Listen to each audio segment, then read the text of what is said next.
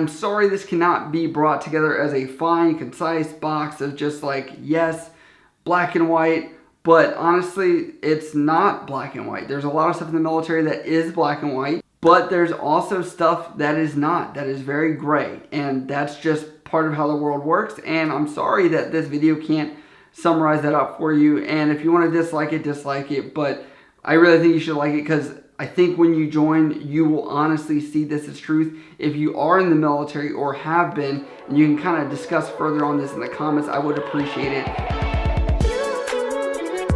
What is up, guys? You're tuning in to Nikki MGTV for another military video for all your military video needs. As always, you can hit me up on Instagram, Snapchat, or down in the comments below if you have questions, but as always, let's roll right into the topic. I love when I get messages like this because it's normally like, Nikki, I'm having issues picking which branch I want. I've talked to my uncle. He's saying that the Air Force has the best benefits.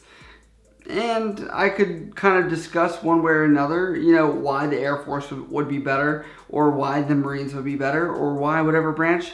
And honestly, I'm not a recruiter, so I don't even care what branch you join. But I'm going to kind of break this down a little bit more to understand what they're talking about. Obviously, everyone's joining for benefits, right? You're joining because you're like, school, and I get health care, and I get all...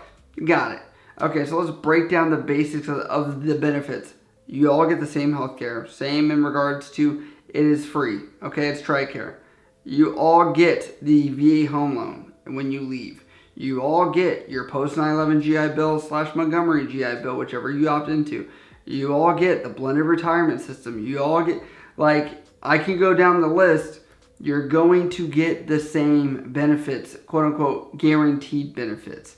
When you go to the recruiter, it's not one branch versus the other getting more benefits versus this other one. It's about experience. So that's what they mean when they say benefits. This branch has more benefits than this branch, which is also a very broad stroke in how you could say how this all works out. Now I'll explain what they mean as far as these benefits because they're different and they're kind of not tangible like the ones when you leave.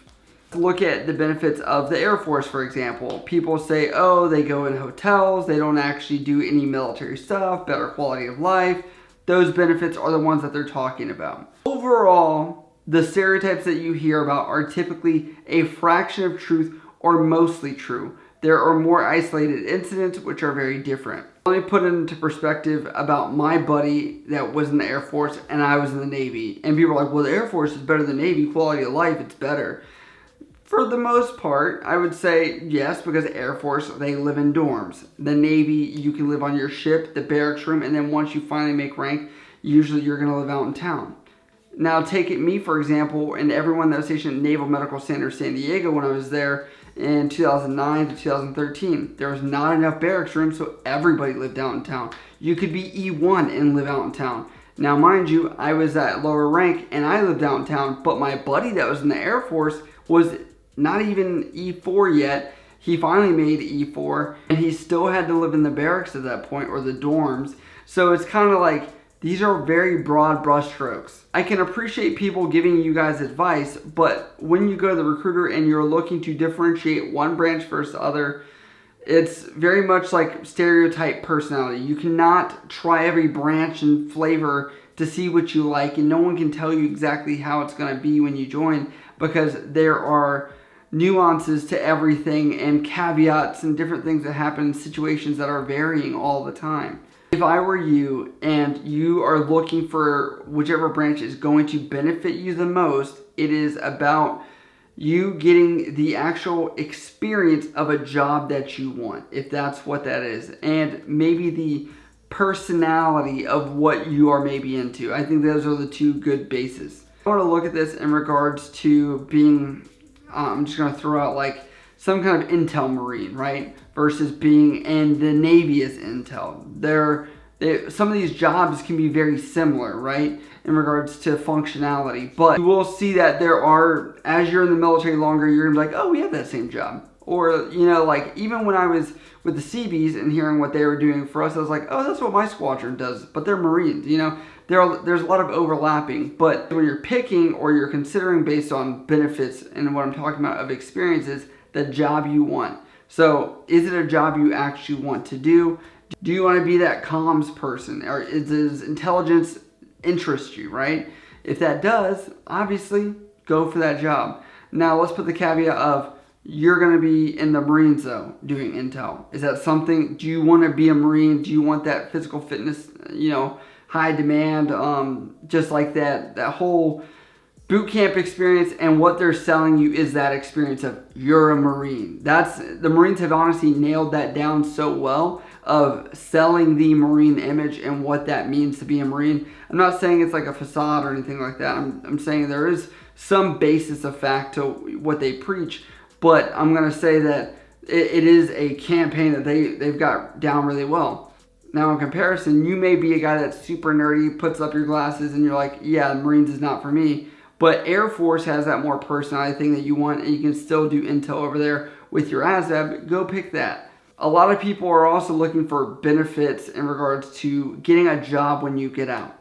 A lot of people did not like my video where I said the jobs that make the most money when they get out, and I was very vague about it, and I didn't say nuke or some other random job which has like 2 years of education and supposedly you're going to make 6 figures and it's magical. It really is not that simple. There's a lot more to it. And if you're looking for a branch that's going to certify you in something, I will say there are programs across the entire military, whether it's Air Force, Navy, whatever, there's a program typically for what you're trying to do in each branch. It may vary a little bit as far as how it's implemented, but let me give an example of that. The Air Force, their medical enlisted job, I forget even the name of it right now, supposedly is guaranteed EMT certification.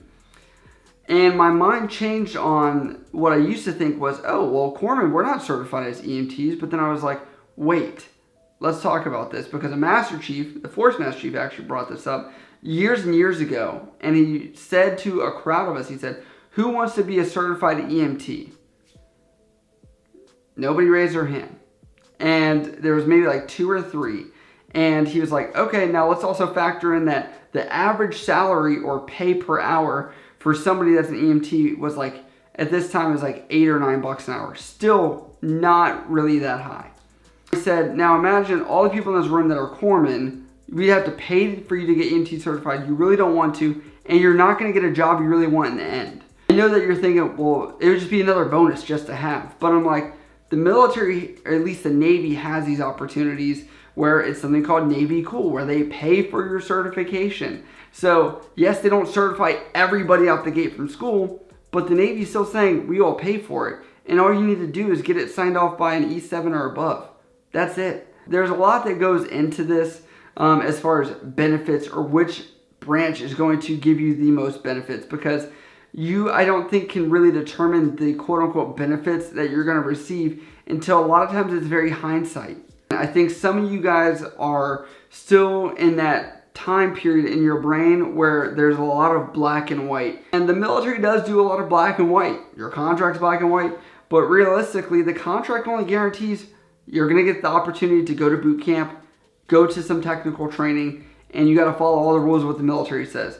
But you could be put to do almost anything. You know, example, the guy Josh I had on that aviation video, he is an AT, but he's been working security for a good while, several months, I believe probably over a year at this point, even though he's not an MA.